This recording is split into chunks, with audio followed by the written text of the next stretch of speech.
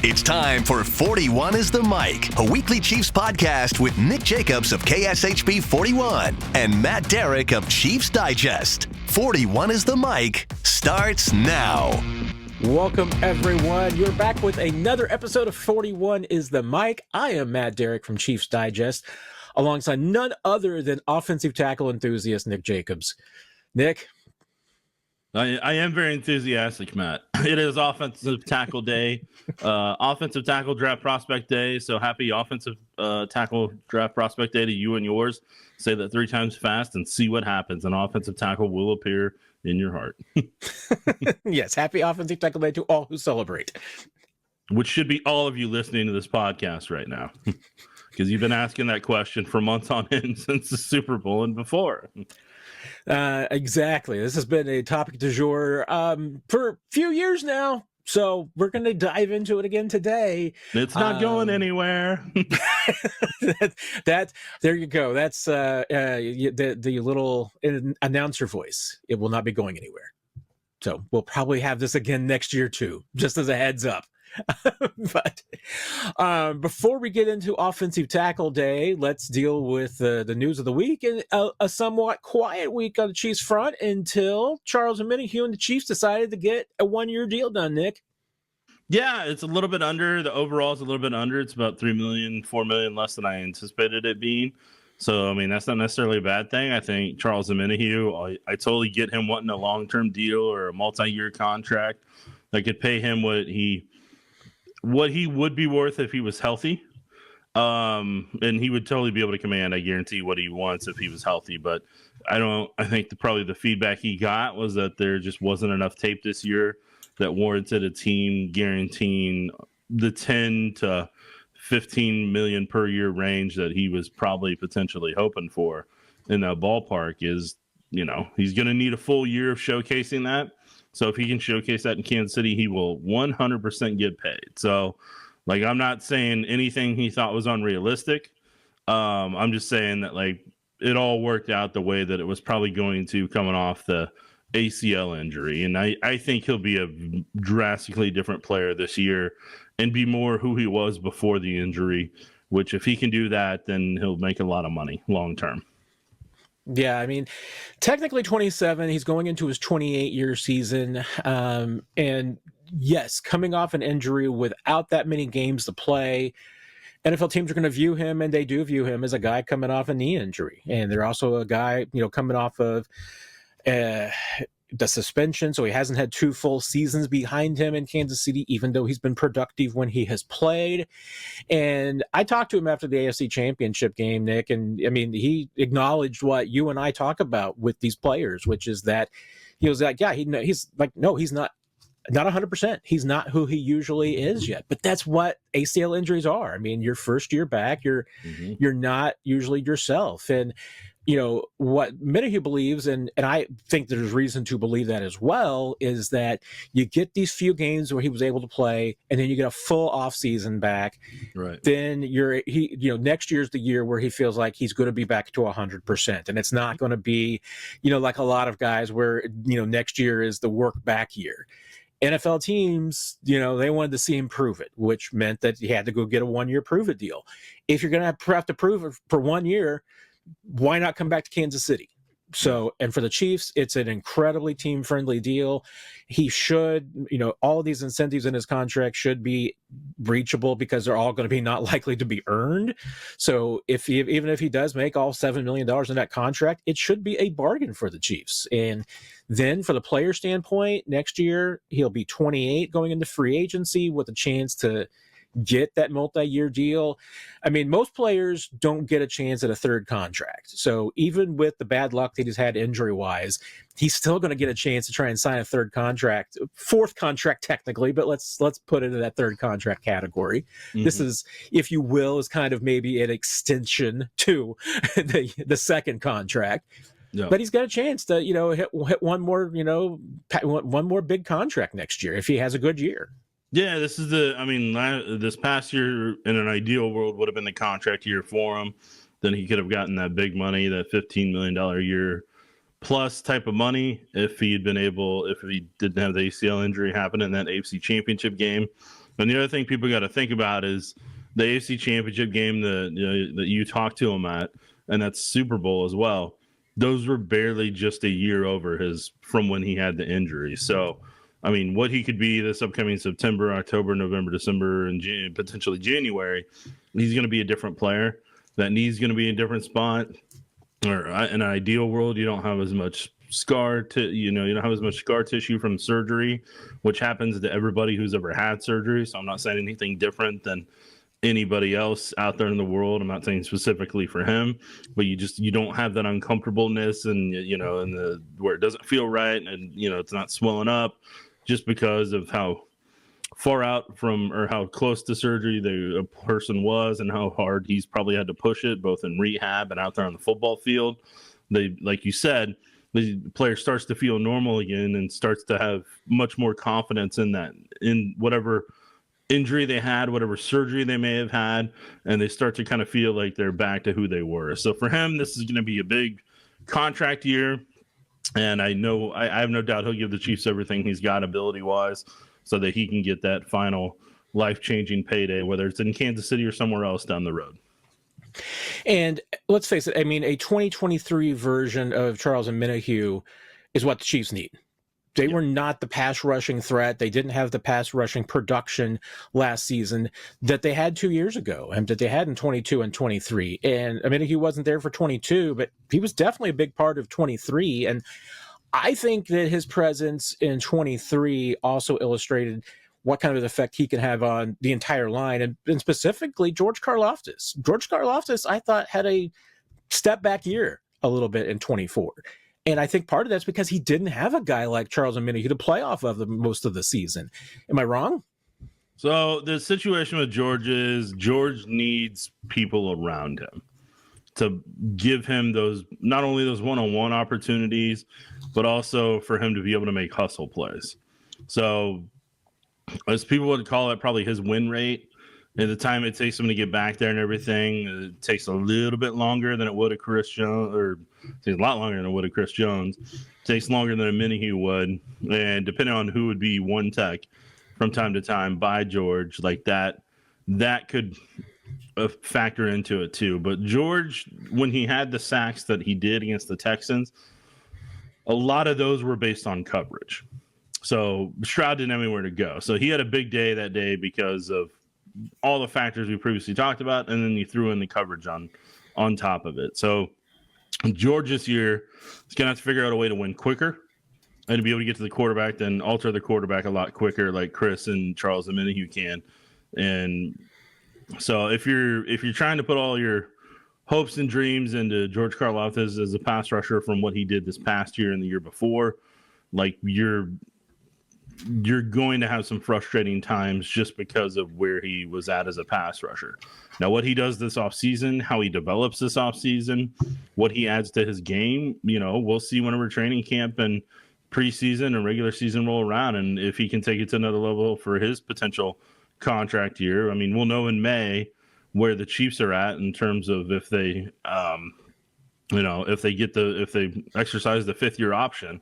But for him, he needs to treat this year like a contract year so that he can force a payday with the Chiefs or if it's somewhere else down the road. Yeah, it will be interesting to see how it comes. I mean, I do feel like that this is a pretty key addition just based on especially the affordability of it. And if Charles Omenihu can play like the 23 version of Charles Omenihu, who had 7 sacks in 11 games, that would be a big addition to the Chiefs pass rush. Also had another addition, not a big necessarily addition, but Robert Rochelle, former cornerback with the Packers. Guy you liked coming out as far as a fit for the Chiefs. A lot of athleticism, tested off the charts. Hasn't really been much of a defensive player, a lot of special teams. Only played 1 defensive snap last season. Played his most in his rookie year, but coming off his rookie contract, I mean, at this point, I mean, at best, you're probably looking at a practice squad addition, but a special teams contributor. Anything else you see that, with Robert Rochelle that maybe he'll fit in with the Chiefs and might unlock that talent that he clearly had? I haven't watched any of his new tape. I've had a very busy weekend with March Madness, so covering that and everything, I haven't looked at any football tape of him. Plus, I'm busy watching other draft prospects for this year to get that done and get that out of the way so I can put the board together. I just went back to my notes on Rochelle coming out of Central Arkansas. He had good acceleration. He's willing to help in run support. He tracked down the ball well. He needs help coaching wise on trusting his eyes and how to not turn his hips too early. And he was capable. I thought he was capable of playing press coverage or off coverage that the Chiefs like to be able to have a corner who can do a variety of that. So coming out, he fit what the Chiefs were about, what they were scheme wise, and what I put in there about trusting his eyes and hips. Those are things that Dave Merritt can fix pretty quick with a cornerback if they get a year with Dave Merritt. And Central Arkansas reminds me of Tremon Smith, but a lot more athletic than Tremon Smith was. So, we'll see if the Chiefs can get anything into it. But if not, I mean, they found a special teams contributor that might be able to pitch in and give them some help when they need it. We'll see what happens. All right, Nick, let's get into it. Yep. Offensive tackles, the Chiefs, hey, right now, they look like they would be going into the season if they had to go right now. Jalen Moore would be your left tackle. Juwan Taylor is your right tackle for now, probably based on his contract, his last season at right tackle for the Chiefs, unless something dramatically changes. The Chiefs also have Wanya Morris, Ethan Driscoll, Chu Godric, and with an asterisk, Kingsley Suamataia, even though all indications are that the Chiefs are going to give Kingsley a shot at playing and maybe even starting at guard, perhaps left guard in place of Joe Thuney. So setting him aside for the moment, I mean, the Chiefs have 5 tackles, one of whom you're certain is going to be starting at right tackle in Juwan Taylor if healthy, and probably starting at left tackle in Jalen Moore. But the upshot is that the Chiefs need a left tackle, a right tackle for 2026 and beyond. Yeah. They're going to have to figure out long-term what they want to do at the tackle spot. Right tackle, I think you want to see what Driscoll can do this year and give him every opportunity to showcase that he could be the future tackle in 2026. And then you're going to let Wanya Morris compete at a spot and see what he can potentially do. But, yeah, long-term at left tackle, I don't think there's an answer on this roster at that point. And they will have to figure this out in the years ahead. And it may take a while. I'm just telling people it may take a bit. Like, it's something that they've had plenty of opportunities to develop. They haven't gotten it developed, and the solutions to get it developed, we'll find out if they can find them. Yeah. In trying to find them and looking at this year's class, Red Veach told a group of us at the Super Bowl that Chiefs thought maybe there was 2 or 3 potential tackles in the first round. Yep. There might be more after the combine. I actually think after the combine, Nick, chances might have even been less, because there was the weird curiosity in that virtually every tackle across the board measured in with shorter arms at the combine than they did at either of the Shrine Bowl or the Senior Bowl, which is a weird curiosity that we can set aside. I don't know if everybody did some, Bobby Brady arm stretching exercises and just forgot to do them after the bowl games and didn't do them before the combine. But you don't really have, as far as size, arm length goes, you don't really have a prototypical NFL starting left tackle in this year's class for the most part. No, not that it's going to start immediately. You get some guys that'll be further down the list in the 4th, 5th, 6th round range that potentially have the arm length you want, but are going to need development. So, you're going to be sacrificing arm length there in the top half of the draft if you're wanting an offensive tackle. Yeah, I seem to consistently see about the same 2 or 3 names in different order as far as maybe the first 3 tackles off the board. There's a 4th tackle that will be interesting that we'll need to talk about too.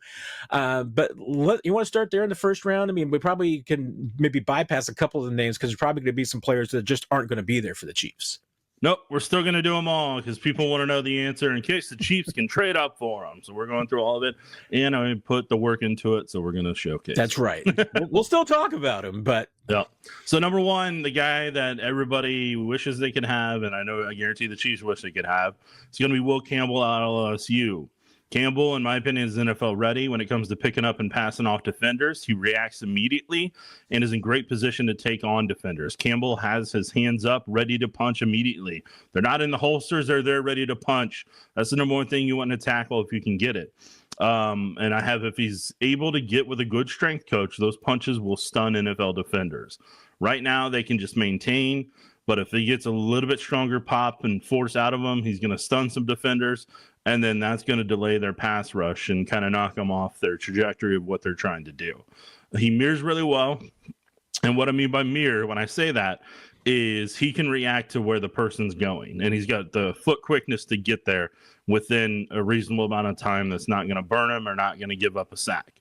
I thought he had great patience in his sets, and I felt like he didn't overextend himself too often. He does understand how to widen or close the gap if he needs to. That's another thing that a lot of offensive linemen don't understand when they're coming out. Campbell, I thought he pulls well in traps and in space. I thought he worked well, which is another big one for the Chiefs.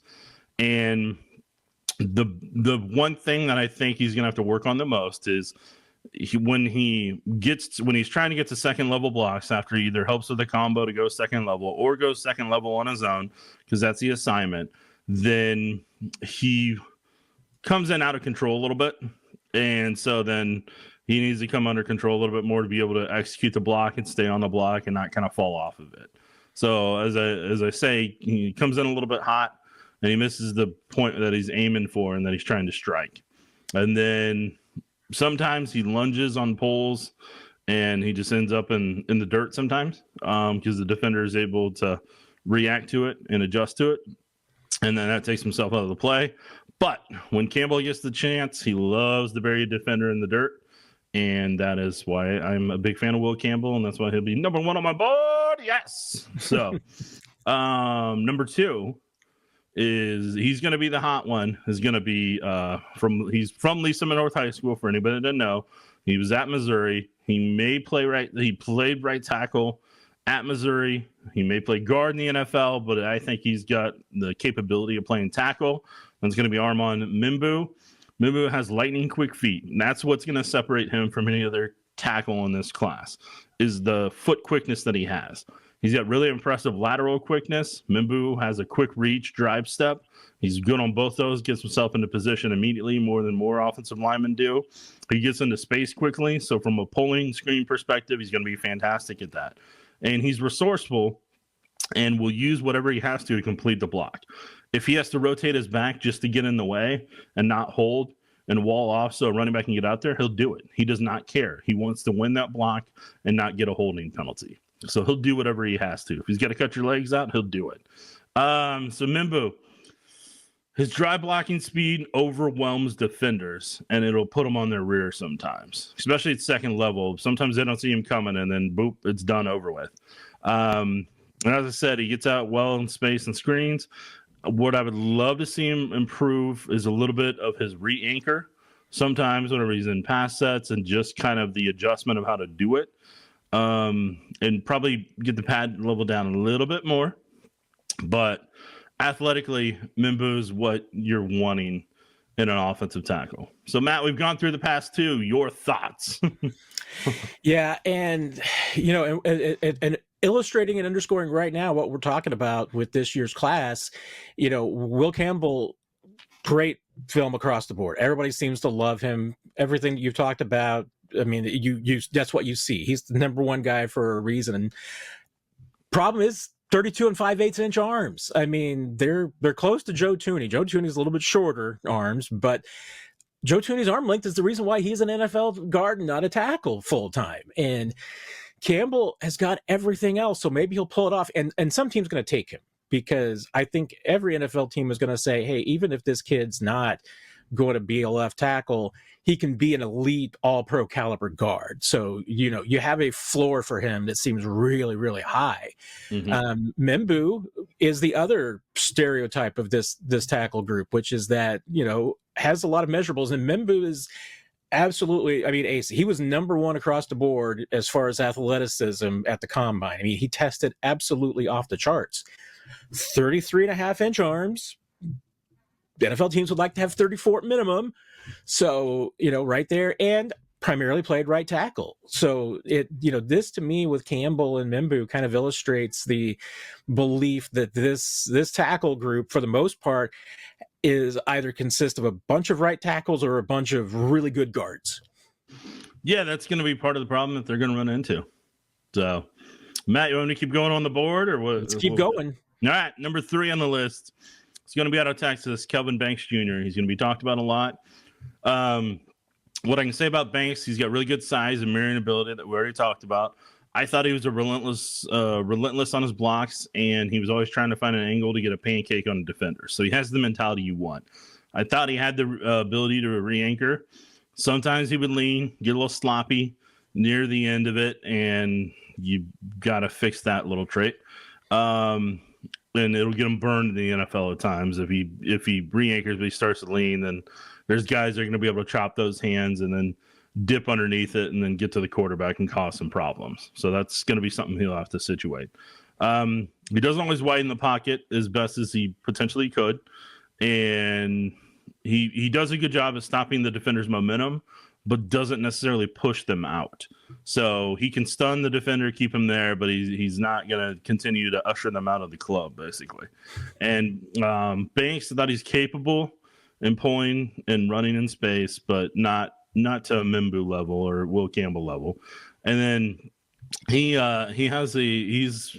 as you call me, an enthusiast. He is a very small defenders enthusiast. That's something he likes to do, is if they're a smaller defender, like a corner, safety, linebacker, he takes pride in doing that to him. Defensive lineman, he doesn't necessarily get as much of a chance to do that. And he gets up to the second level comfortably. And I thought he is able to wall off defenders. He keeps his feet moving on blocks, which some guys don't, and that can get you stuck in the water sometimes if you don't. And he, like I said, he's always trying to find a better angle. So that's something you can work with there. The fourth guy on the list we'll talk about, nobody knows where he'll go at this point, is going to be Josh Simmons out of Ohio State. From what he had before his injury, Simmons I thought he had really good lateral quickness on his reach steps and run blocking. I thought he was at his best with his hands in the dirt and firing off instead of the 2-point stance. I thought he had a little bit more power, used a little bit more of the athletic ability showcasing it. He has good pop on his in drive to go with his technique. I thought when he was hunched over in pass protection, he can get good punches in his pass sets, but he struggles with speed around the corner out of it. And so his kick step before, I felt, was a little bit sluggish at times. And like I said, he didn't necessarily widen the pocket in the way that I would personally like. And defenders were able to get around the corner on him. So he's willing to keep his head on a swivel so he can pick up and pass off. His reaction time to the pick up and pass off can be a little bit off. So that's another thing that the O-line coach is going to have to work with him from a recognition and reaction perspective. And then he's coming off the patellar tendon thing. So that's going to be a massive question mark that only the trainers are going to be able to answer the question for NFL teams on that front. He had Simmons I thought he was good on his pulls in space before the injury. But I will say when he did get his hands locked in on somebody, he wasn't going to let go, but it also led to some holes. So, props to him on that front. So those are our next two, Matt. And, you and I have not talked about your draft board, so we didn't even discuss the order. And yet, somehow I had a feeling that you would be able to put them in the exact order that I was referencing before we started, which is that pretty much every board universally that I've seen has Banks, Membou, and Campbell in some order as the top 3 tackles. And then you're trying to figure out what to do with Josh Simmons. Banks, like Membou, 33.5-inch arms. So once again, below that NFL desirable 34-inch arm number. And that's and the one reason why I think some boards might have Banks ahead of Campbell is just purely arm length. Oddly enough, those two guys shared the Jacobs Award, most aptly named award in football, by the way, which is the SEC award for the best offensive blocker. I'm still amazed that it has to be named after like your great great grandfather, but we hold a banquet every year. No, I'm just kidding. It's been around since the 40s, so I know it's not after you or your dad, so it's got to be somebody in the Jacobs lineage. But those are the three guys, and you figure out what to do with Josh Simmons, because like you mentioned, without the injury, he's probably the number one guy across the board. But with the patella injury, you can get the most inspiring story about his recovery and how he's attacking his rehab and what he can do. The idea that he's playing in year one it's probably folly at worst and just optimism at best, because patella tendons are hard to come back from. I mean, even at your best recovery, coming back at a year is pretty good.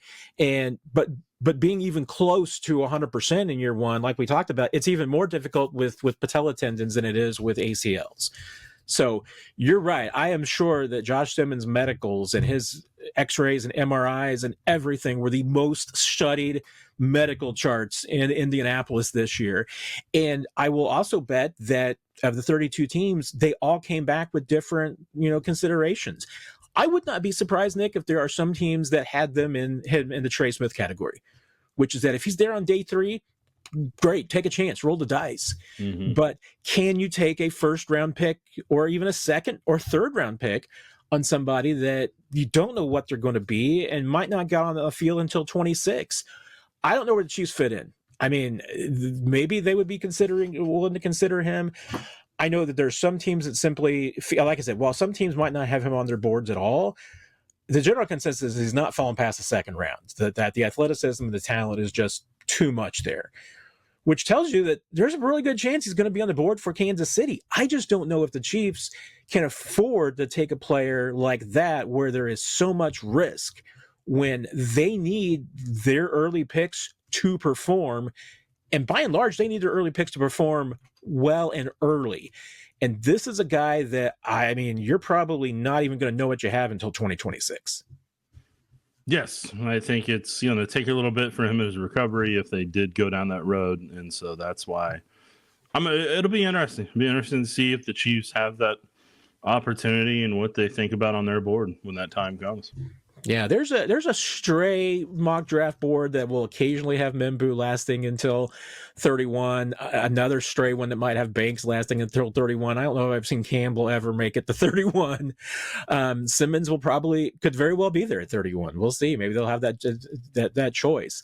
But now we're getting into the group, Nick, where Chiefs have a better chance at that. If they want to take a tackle at either 31 or move up in the second round at some point, this is the group that you're probably looking at.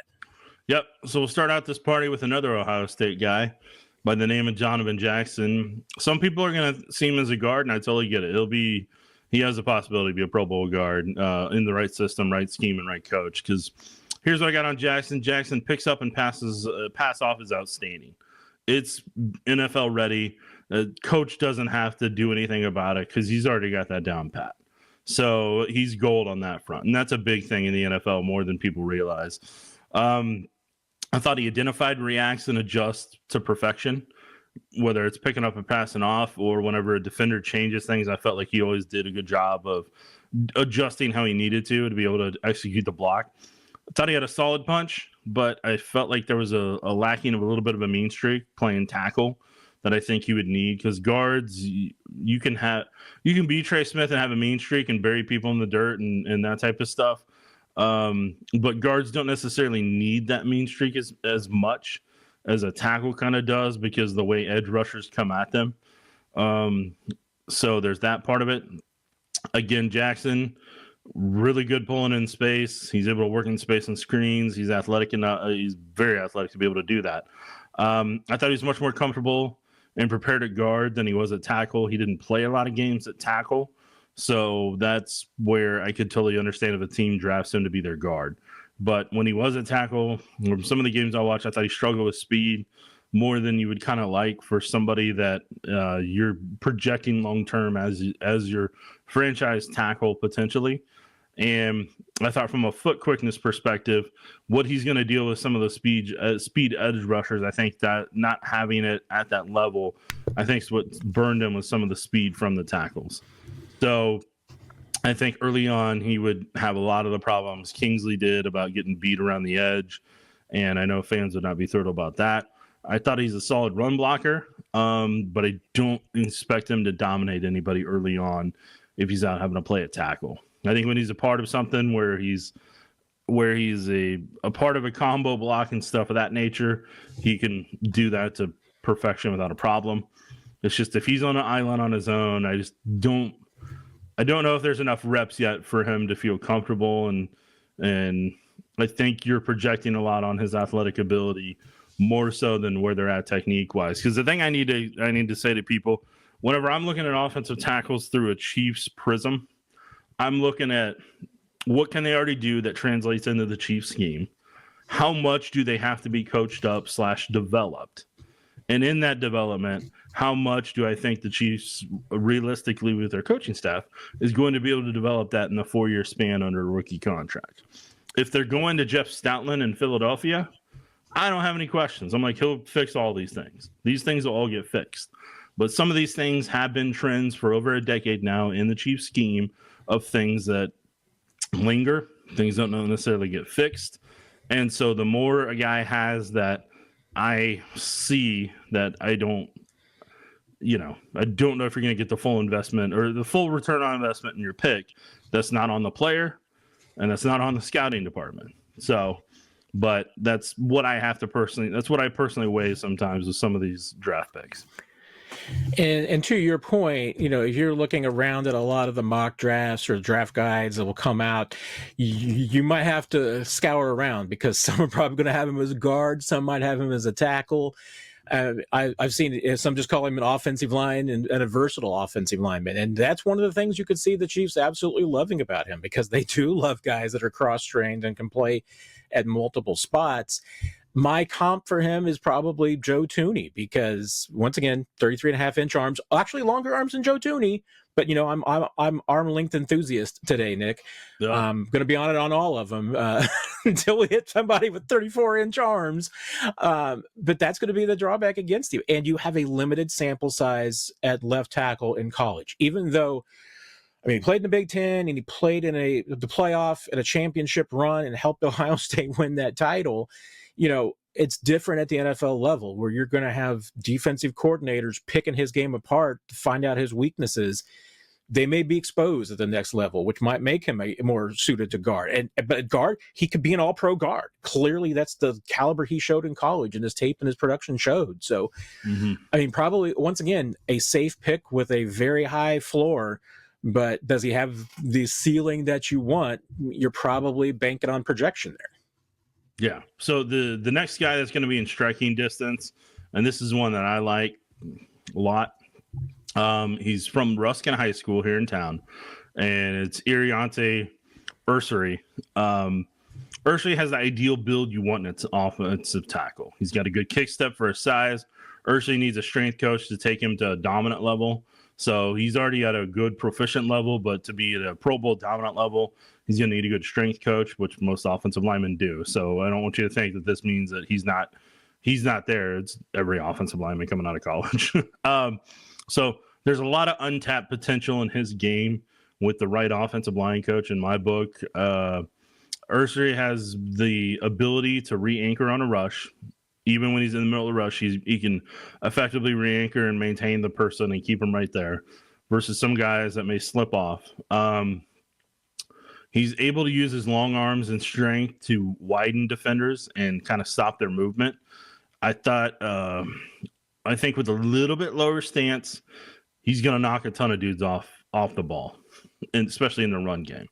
And that would be routine, and I think he could have some Trace Smith level ability to knock some dudes off the ball. But right now he plays a little bit high, and I think just tweaking some of those things, I think he can get out into space athletically. I think he can work in space on screens if he needs to and be able to do that part of his game. But I just think that he's a strength coach away from really being able to kind of be a really fun offensive tackle. Next guy for me is going to be Wyatt Milum from West Virginia. His arm length's probably going to force him into guard, especially with the Chiefs. But it's tough to ignore Milum's athletic ability. He can get to the second level quickly. His reach, steps, and pulls are exceptionally quick. He plays with attitude and wants to dominate his opponent. He's a physical blocker and targets well with his punch and getting his opponent out of the way. He has violent combo blocks, which is I'm a huge fan of, and he puts full force into them. I think he has Pro Bowl potential just on the athletic ability alone and the mentality that he has. His kick step is efficient, and he can ride out the defender and not let them be able to get by him. So there was enough there. And the pickup and pass off, I thought I was for him to have the quickness that he does. He could handle and maintain that. The pickup pass off, he could do that really quickly. So on that front, I was happy there. Then I'll get to the next guy and then get your thoughts. I'm gonna try to pronounce it from the pronunciation key. The man from Arizona, known as Jonah, Savaiinaea, I believe is how it is. Savaiinaea. He spent time at right tackle, right guard, and left tackle when he was at Arizona. I thought he was a little oversized for his build, and I think it leads to some hiccups in his kick step and his bend. So I feel like he gets a little too high in his stance, and he tries to overpower defenders with his size. And at times it can get him walked back because he doesn't necessarily have the leverage that he can. Thought he was a little bit slow in his kick step, and I think that's going to get him burned around the corner, similar to what Kingsley had happen to him sometimes. Because Kingsley, I thought, had some quick feet, but I thought they could also be heavy at times from the tape I watched of him come out of BYU. I think Jonah is going to need to work on his pickup and pass off from a tackle perspective. I think he's a little slow to react on that. He reacted better when he was at guard, right guard, and being able to handle it than he did at tackle. And part of that's just because you're on an island on your own, so you're having to protect inside out, and it can be a little bit different. And the thing that frustrated me with Jonah is he likes to use his shoulder to make blocks, to make contact and block on pulls and sometimes on run blocking instead of getting his hands in. And so I just kind of, for me, that allows defenders to bounce off your blocks more than if you have your hands grabbed in and controlling them. So I think he's gonna have to improve using his hands so that he can control defenders. And as my O-line coach taught me a long time ago, being able to drive them. So once you have them gripped in those shoulder pads, you're able to drive them to where you want to go. 10-2, and when turning overhand. I'm just kidding, but it kind of puts them where you want. Matt. I was getting a wax on, wax off kind of a thing too. Yeah, but something like that. If I had a red buzzer for whenever we hit 34-inch arms, I would come close to hitting it on Savaiinaea because 33 7/8. So he's close enough, Nick. I can consider him a legitimate tackle, especially a left tackle. So maybe the first one that you're really into the conversation of saying athletically fits in. Milum, if we're going to have the Joe Tooney line, kind of like the Mendoza line in baseball, he's below that because his arms are even shorter than Joe Tooney's at 32 1/8. So you're right. High-end guard is what you're probably talking about with him. Aireontae, hey, he's at least in the ballpark. I think he's 33 1/4, so a little bit less than the others. But notably to me, in the conversation with Membou, going over the combine numbers for athleticism, Membou was number 1 in the NFL rankings. Aireontae Ersery was number 5. So you're talking about 2 of the more athletic tackles. So to me, if you're talking about athleticism, you're talking about an ability to move quickly and to get outside. So can you make up for arm length with that? Maybe. The technique and speed and athleticism, maybe. So maybe you put them in the conversation with guard, but there's no doubt Membou and Ersery, for 2 kids from the Kansas City area, 2 of the more athletic tackles in this group. Yes. No, I cannot dispute that, Matt. And they're going to both be in striking difference. A couple of them will be in striking difference that we just talked about. So, Matt, you ready for the next wave? Let's go. All right, and I want you to know the rest that we're doing here, instead of going through every single one if they don't fit or not, I'm just giving you the ones that fit, because we're almost running on 40 minutes in the show. So we're going to give you the ones that fit, and then If you ask later, why didn't you mention this person? Because they don't fit. They don't fit. So, and I've kind of given you part of the criteria of what I'm looking for. So, and what I think fits well in the Chiefs scheme. So basically, I'm saying those guys didn't fit that from probably an arm length perspective, from how much they're going to have to fix technique wise, and athletically, they're going to get burned. So that's just kind of the reality of it. So that's my disclaimer for you. Next one on the list is going to be a man known by Ozzy Trapilo, I believe, from Boston College. He's a fundamentally sound right tackle. I thought he had a solid punch. He has patience in his kick step, and he doesn't allow himself to get overextended. So when I say this, when a guy sees a wide 9 coming at them, and some guys will get overly aggressive and like, got to beat him to the corner, It's like, no, you just kick step. You just do your process, and they're going to meet you at the junction point, and then you're going to bury them. So like those guys who have that patience, those are the guys that like when I say don't overextend themselves, they don't already put themselves in front of the path. And then that edge rusher can now like, okay, I'll take him a little bit wider and then cut inside with the speed. And then it's done and over with and they're cooked.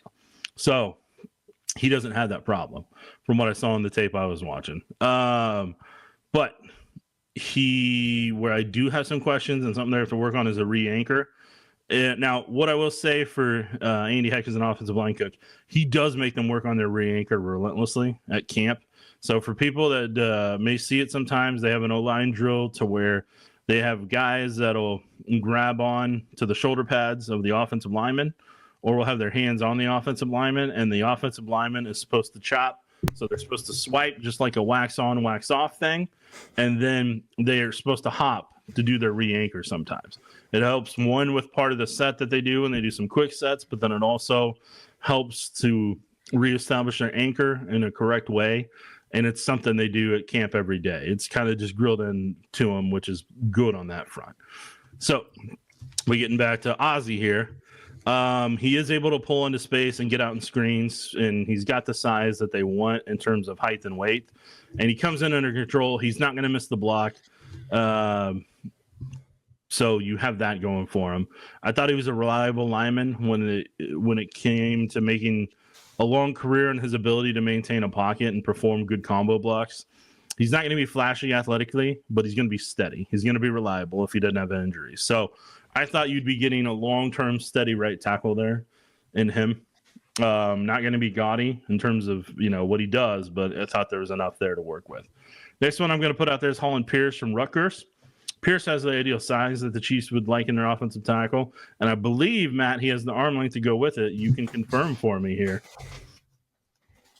I believe he should be near 36, if I remember correctly. I'll look it up. Keep going. I'll look it up while you're going. Pearson Rutgers. Matt's going to look at that, and he will jump in to let us know the actual retail price.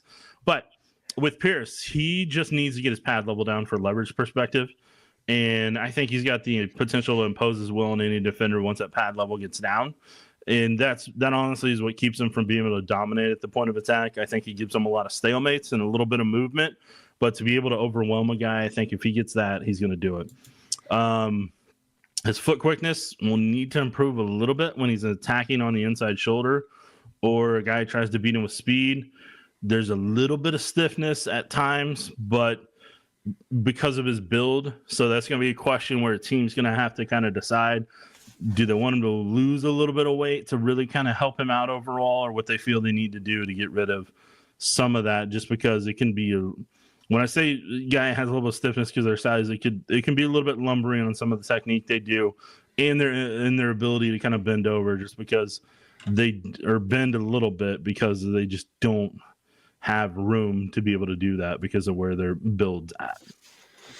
And 6'8", 36-inch arms. So this dude is custom buying and ordering his shirts, Nick, which I respect. Yeah. I know how hard it is to find a 36-inch sleeve length. So I know how it is. And you know what? If you get 36-inch arms, you probably need more like 37-inch shirts. Mm-hmm. Those are not easy to find. Well, we all have our struggles, Matt.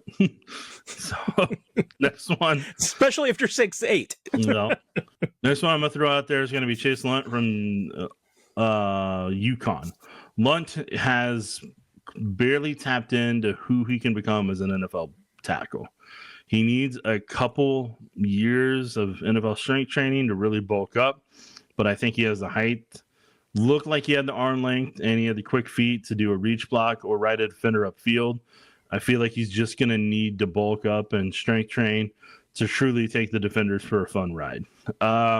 He has the drive block. His drive block's going to need a little bit of work, and that's from just getting that foot in that right spot, make sure that hand's in that good place, and being able to kind of really push a guy off the line. But I think the strength training will help a great deal and be able to get that. He can anchor, but for him, it's a series of mini hops versus just like one big hop, swipe the arms type of thing. So he does a little bit of miniature hops from time to time, and you'll probably want a bigger jump on that re-anchor when you do that. And there's just a lot of untapped potential I saw there. So he reminded me, this guy didn't really make the impact that he could, so I think he'll be better than him. But Jake Witt, who was coming out, who was an offensive tackle, late round offensive tackle out of college a couple of years ago. Jake had similar build and size and potential. It just never ended up working out. The next guy we'll add to the list, Logan Brown from Kansas. I don't know if he'll be at tackle, but I think he can play it. Brown has good size, ton of fluidity to go with it because he's even balanced. He gets into a lot of stalemates because he doesn't have the strength yet to drive defenders off the ball. Brown can provide solid pass protection, taking the defender wide, but he leaves his inside shoulder open for a counter at times, so that'll have to kind of be tweaked a little bit. He's so worried about getting beat to the corner that he will overextend himself at times. So that's just going to come with reps and confidence with the coach. And so if he can get a coach that can help him drop his pad level a little bit and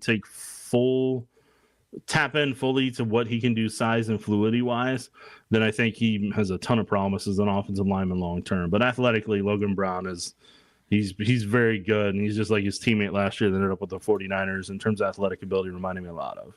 Final guy I throw on this list, I think he's going to be a undrafted free agent. And I already know he's had a top 30 visit with Kansas City. It's been pretty publicized. And that's going to be Caleb Etienne from BYU.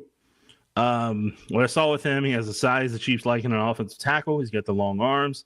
His kick step right now is going to need more urgency on his vertical sets than what it's got.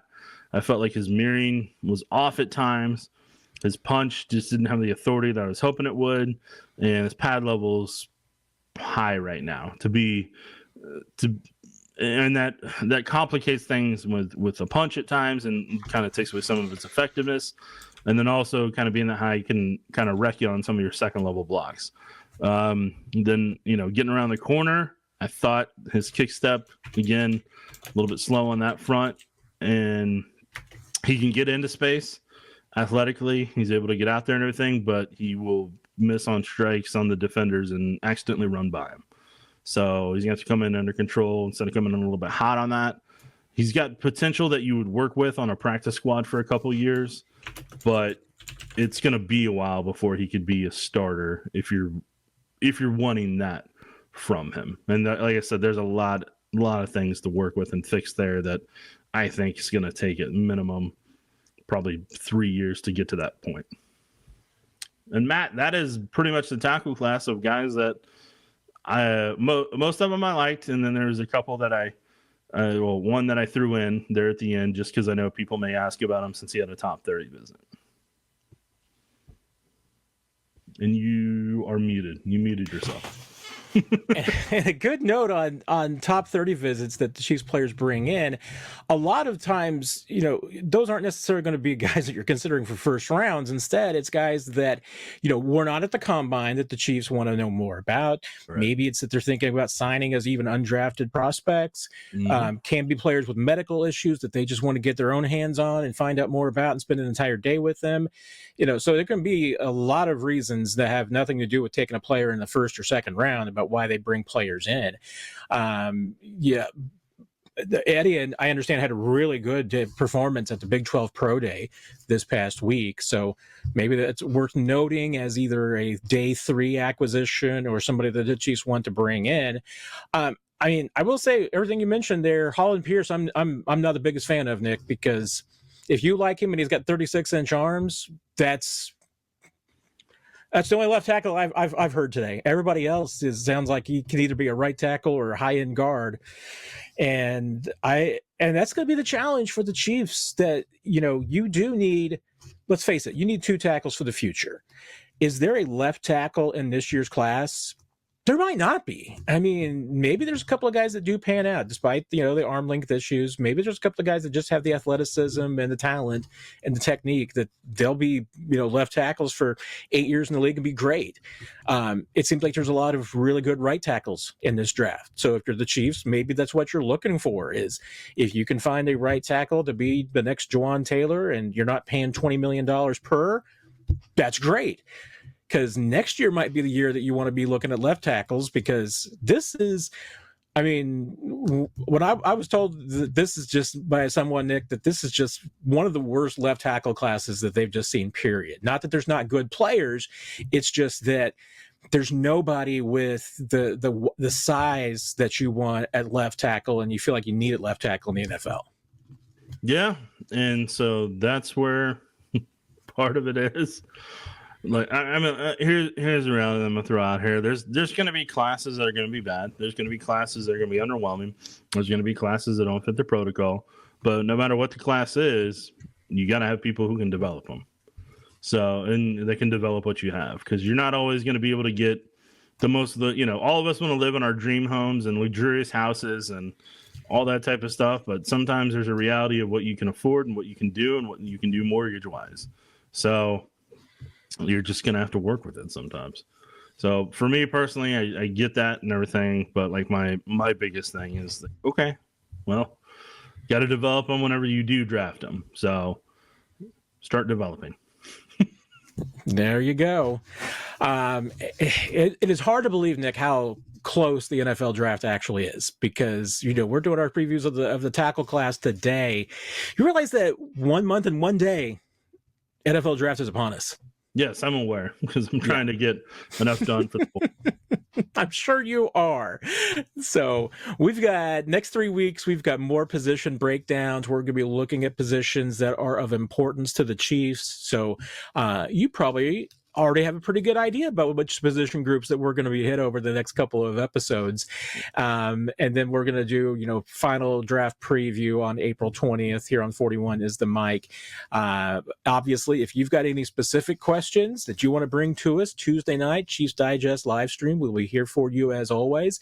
And once again, we always ask, if you enjoy the show, make sure you give us a 5-star review. Go over to the Chiefs Digest YouTube channel, hit the bell, subscribe, do all those things that, 1, make sure that when we've got new episodes coming out, and 2, help other people find the podcast too. We always appreciate that. That said, Nick, I mean, if anything major pops up, we will see you, maybe in an emergency episode before then, but otherwise next week we'll be back here on 41 is the mic with another position breakdown. That's right, Matt. And anything else for the good of the order, Nick? No, nothing at all. We'll see you back here next week for another draft prospect position group to be named later. Matt and I already know them, but we just don't like to reveal them until we have to. We got to know when to hold them and when to fold them. So right now, we're holding them, and you don't know what they're going to be until next week. You've been listening to 41 is the Mic, presented by KSHB 41, your home of the Chiefs and Chiefs Digest.